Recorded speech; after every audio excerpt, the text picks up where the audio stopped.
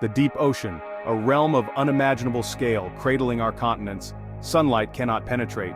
Beyond a few hundred meters it descends into twilight and then utter blackness. The pressure is immense, temperatures near freezing, yet life finds a way, a vibrant, adapted ecosystem. Creatures evolved remarkably. Some produce bioluminescence, others have advanced senses. The diversity speaks to evolution's ingenuity. This hidden majority challenges our understanding. Imagine descending into this abyss. Blues give way to indigo, then profound blackness, silence broken by your submersible. For centuries, we believed the deep ocean floor to be a cold, desolate plain, uniformly barren. Then, in 1977, a discovery near the Galapagos Islands shattered this perception. Scientists aboard the research submersible Alvin, exploring a volcanic ridge nearly 2.5 kilometers beneath the surface, stumbled upon something extraordinary. They found oases of life, teeming with creatures clustered around plumes of hot mineral-rich water gushing from the seabed. These were hydrothermal vents, underwater hot springs, and they were unlike anything seen before. Here, in the crushing darkness, life was not just surviving, it was thriving with astonishing abundance. These vents, often called black smokers or white smokers depending on the minerals they expel, are a direct connection to the Earth's molten heart. Seawater seeps down through cracks in the ocean crust, becoming superheated by underlying magma. As it heats, it reacts with the surrounding rocks, becoming enriched with chemicals like hydrogen sulfide, methane, iron, and manganese. This superheated, chemical-laden water then erupts back into the cold deep sea, creating chimney-like structures as the dissolved minerals precipitate out. It is a dramatic, almost primordial scene, a vision of Earth's early volcanic past. The environment around hydrothermal vents is a remarkable natural laboratory.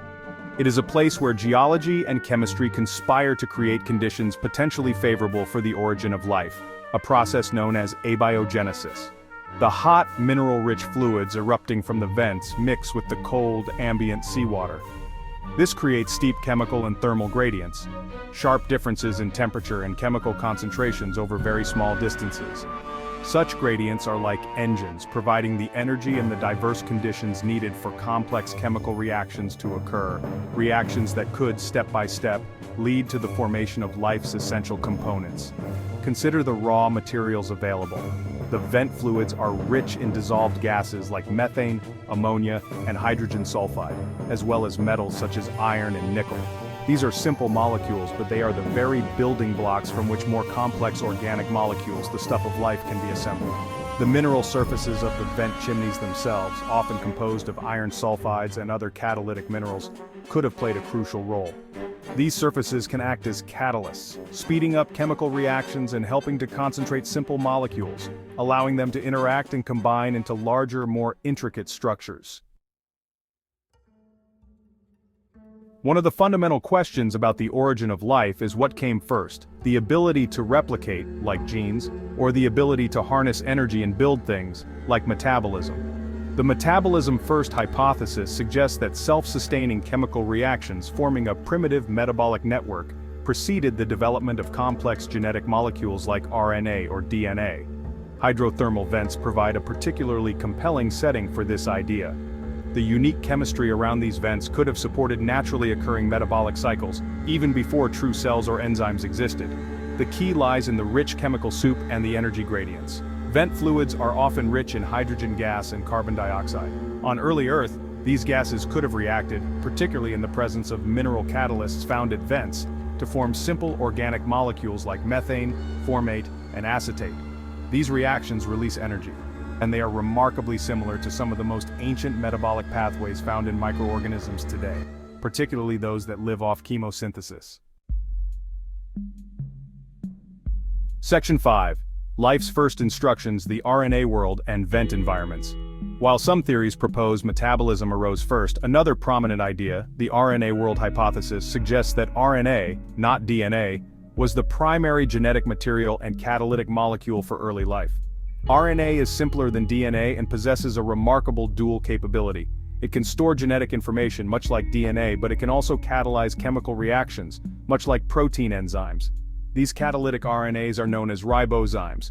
The idea is that an RNA-based life form could have managed both information storage and metabolic functions before the evolution of DNA and proteins. How do hydrothermal vents fit into this picture? The conditions at vents could have supported the synthesis and stability of RNA molecules. The temperature gradients are particularly interesting. While the core of a vent is extremely hot, the surrounding areas offer a range of temperatures. Cycles of heating and cooling, perhaps as RNA molecules were circulated by convection currents within the porous vent structures, could have helped strands of RNA to separate and then reform, a process crucial for replication. Furthermore, minerals found at vents, such as clays and sulfides, can catalyze the formation of RNA polymers from simpler nucleotide building blocks. Section 6. Whispers from Earth's Dawn, Geological and Experimental Clues. The theories about life originating at hydrothermal vents are not just speculative flights of fancy, they are supported by a growing body of evidence gleaned from ancient rocks, modern vent ecosystems, and ingenious laboratory experiments. Looking back into Earth's deep past, geologists have found evidence of ancient hydrothermal vent deposits in rocks that are billions of years old. These fossilized vent systems, some dating back as far as 3.8 billion years, show mineral compositions and structures remarkably similar to modern vents, suggesting such environments have existed throughout much of Earth's history. Within these ancient rocks, scientists sometimes find microscopic structures that could be fossilized microorganisms or chemical signatures, like specific carbon isotopes, that are indicative of biological activity. Section 7. Modern Argonauts, Exploring the Abyssal Frontier. The exploration of deep-sea hydrothermal vents is a continuous adventure, pushing the boundaries of human ingenuity and scientific understanding. It requires sophisticated technology, remotely operated vehicles or ROVs, and autonomous underwater vehicles or AUVs, equipped with powerful lights, high-definition cameras, robotic arms for sample collection, and an array of sensors to measure temperature, chemistry, and other environmental parameters. These robotic explorers are our eyes, ears, and hands in a realm far too hostile for direct human presence for extended periods. Each dive brings the potential for new discoveries. Scientists from diverse fields, geology, chemistry, biology, oceanography, collaborate on these expeditions. They map the seafloor to locate new vent fields, collect samples of rocks, fluids, and unique organisms, and deploy long-term observatories to monitor vent activity over time. The data gathered is immense, painting an increasingly detailed picture of these dynamic ecosystems and the processes that sustain them. Section 8. Beyond Our World, Vents as Models for Extraterrestrial Life. The discovery of life thriving at hydrothermal vents, independent of sunlight, has had a profound impact on astrobiology, the search for life beyond Earth. If life can arise and persist in such extreme conditions on our own planet, then perhaps similar environments on other celestial bodies could also harbor life. Many moons in our outer solar system, such as Jupiter's moon Europa and Saturn's moon Enceladus, are believed to have vast liquid water oceans hidden beneath thick shells of ice. Crucially, there is evidence that these subsurface oceans may be in contact with rocky mantles, potentially leading to hydrothermal activity. Imagine, beneath the icy crust of Europa, an ocean warmed by tidal forces from Jupiter's immense gravity. If this ocean floor has volcanic activity, then hydrothermal vents could exist there, spewing out chemicals and energy into the dark water.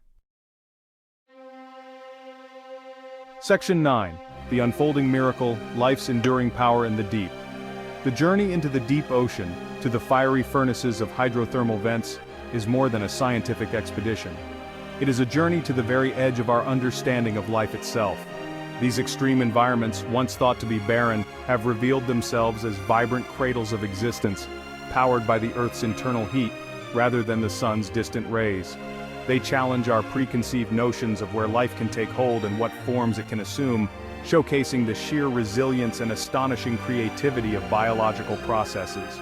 The creatures here are not just oddities, they are pioneers. The possibility that hydrothermal vents were the birthplace of life on Earth is a profound one.